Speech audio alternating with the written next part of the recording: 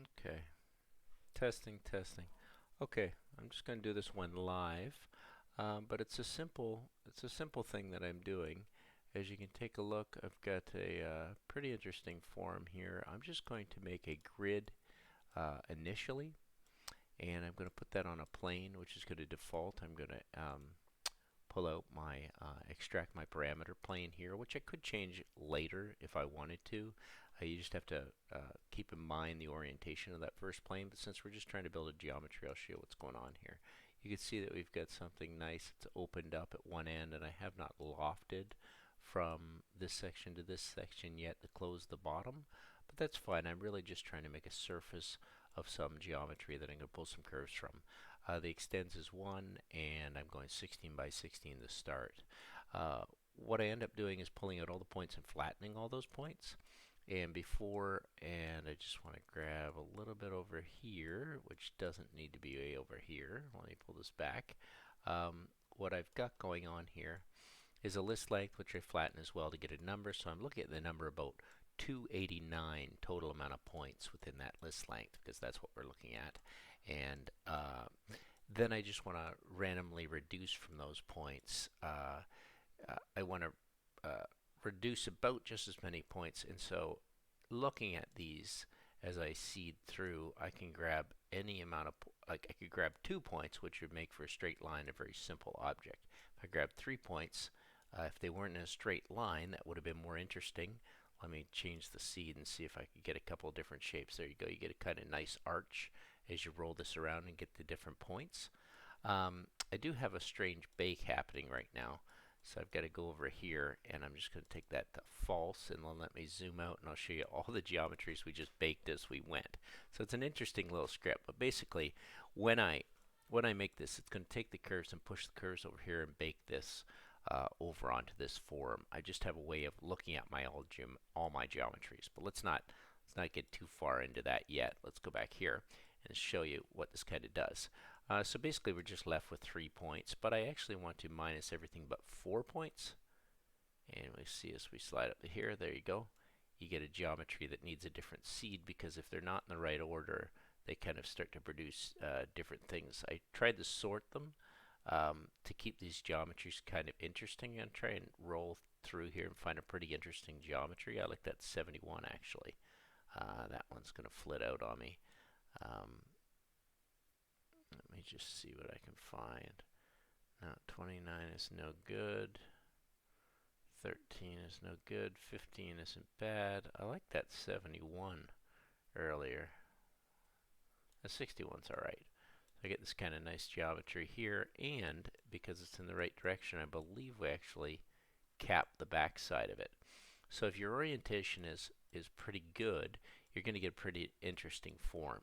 So what I do is I took those points that came out from the reduced list, and then I deconstructed them, but then I sorted them by x and y. So I sorted the keys x to the values of y and the keys x to the values of y, but I used the keys to be the x coordinate, and I used the y to be the y coordinate.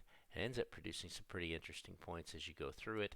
The logic in here is very kind of tricky as you start to play with it. So if I grab this one and put down this key and this one here, you'll see that I get another geometry that's produced as I start to sort and move these just to have a different order to it. So you can play around with what you're doing here. Then I'm going to interpolate through that, and that's basically going to produce that curve.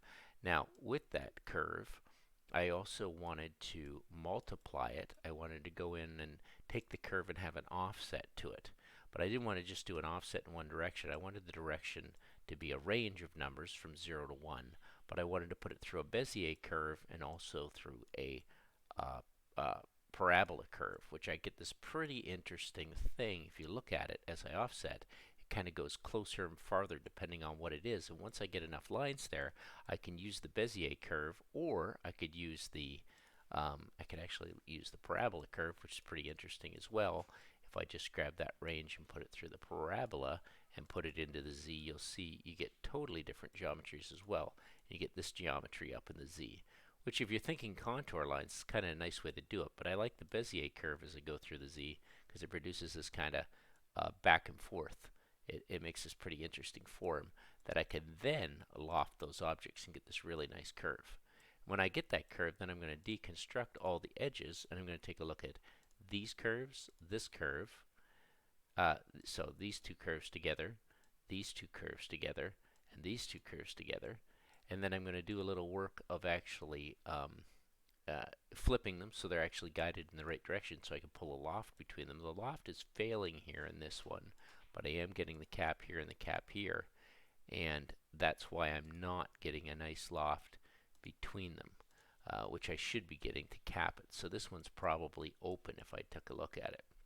So let's go back and you'll see that that one actually remains open.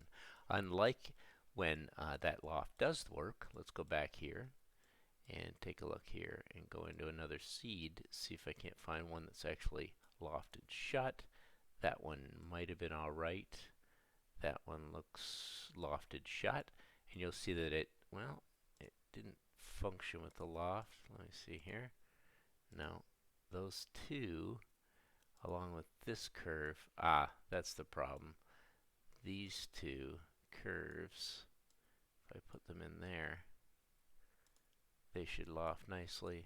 Then I get the cap. So I hadn't taken off that final curve yet, so that's what was defaulting. Now you should be able to loft everything along with your end caps there, and then those are all your breps to close your form. Then I'm going back to the lines because I just want to deal with the edges, and I want to orient those because I thought it was nice to take these all to bake. So there they are, baked way over here, way farther away from my form. And then what's nice is you can go back through here. I just want to get that bake off, and then as I seed through, this gets pretty interesting. I'm going to animate and seed through, I don't know, 112, 122 iterations, and watch what happens as we go. You'll see you get that structure building those curves together. And it's running that script, but it's also baking them, and I've got a little orientation of this kind of jogging off to the side. And I didn't bake all the surfaces, which I very well could have, but I like these curves because this kind of strange script is going to produce these interesting curves, and it's still running through. I'm only at 38 of 122, so it's going to take a little bit of time. Just got to hold off here for a minute, and we'll watch that generate. And then as that's going, I'll try and zoom back out on my grasshopper to talk about what's happening. And this is just creatively playing. I was just looking at a topographical map, and I was like, I think I'll just follow these contours and make a script that kind of works. Something flits out here for the volume center, because it doesn't have a volume center because I'm dealing in the it's trying to find the source center to the curves. Actually, I'm not sure why that is failing there. Volume cannot be computed on one brep, so there must be a z on one of the breps. But either way, it's all going to bake now, and this is a way that you can just kind of put it into Rhino window, and then when it's done, as we set at 108, you see these strange geometries being produced. 116, 117, 21, 22. You can grab all those, and you can actually input in, which is kind of a slowdown, kind of using Grasshopper to go to Rhino and then back into here. And then what I have is this very strange subdivision tool that's made all these strange paths. Just a nice way to make some complicated geometry. I'm going to take these ones off and hit disable. And then this one, I'm actually going to put it to false again.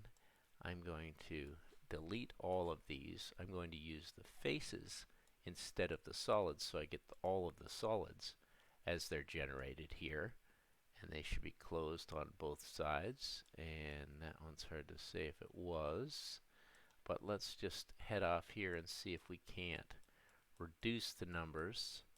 Let's go back through here. I'm actually not using this one, so I'll get rid of it. And I'll share the script online if anybody's interested. Let's take this seed value and only go from the seed value of like 40 to 60 seed values. Okay. And I think what we can do now is go back in. Let's start that off at the 40. Start it off here. It's going to take a little bit to generate. There we go, 41. And then I think we can set it over to true. And there's our first bake on there at 41, which produced this interesting geometry, which if we want to take a look at what it actually looks at in shaded, you'll see that we actually get, it's open on that one side, happens to be on this one. So you're going to see the inside, because I've got my mesh, I've got the inside of my meshes being generated here. You could also use pipe tool, but what I'm going to do is as that's baking, I'm going to put it through 20 iterations, and it doesn't really matter the count of the animation, even though I might just do count of 24 and then hit go. And what we should do is as it's running, it'll start to produce this strange script again. And it's layering it all on top of itself and it's trying to position it over. It's just a way to make a very complex geometry if you're thinking about it. And I'm just thinking of like, what if I wanted this kind of strange geometric thing? I'm going to jump in here, get rid of that one, get rid of this one because I don't need it, and this one, and zoom in and have a look at it, and maybe just throw down a plane, plane, XY plane. Actually, I think we'll throw down a surface. That's not going to give me a surface. Let me just do something simple with, where are we centered here? You know what I'll do? Bypass since I'm already working with it. Let's just grab a plane here. And there we go. We get this kind of strange landscape. And I guess we could gumball that one. Is my gumball on? It's been a while.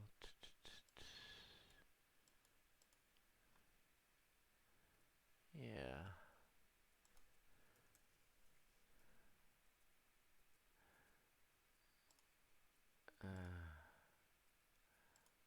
There we go.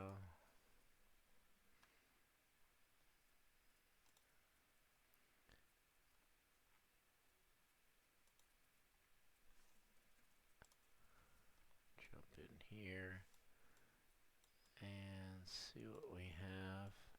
Kind of a nice little strange geometry, and maybe I'll put it to pen and ink. Give it a second because these geometries are a little complex, but just some way of generating a kind of interesting little landscape. Go over to Arctic. Yeah, just a different way of coming at some geometries. Kind of nice. And generating that because of this, yeah, very simple script that you have full control over, that you can play with. The offset, you can bend it. You also notice we have the underside. For a pattern board, this might be really nice to produce this side and this side, and then ram that in for a detail. But just another way of coming at something organic and playful, and obviously just playing around with a little bit of knowledge of grasshopper and what's happening. So yeah, I'm okay with that. I think that's kind of a fun thing. They're not like solids, but they're certainly surfaces that can influence things. And that'll be it. Thanks for watching.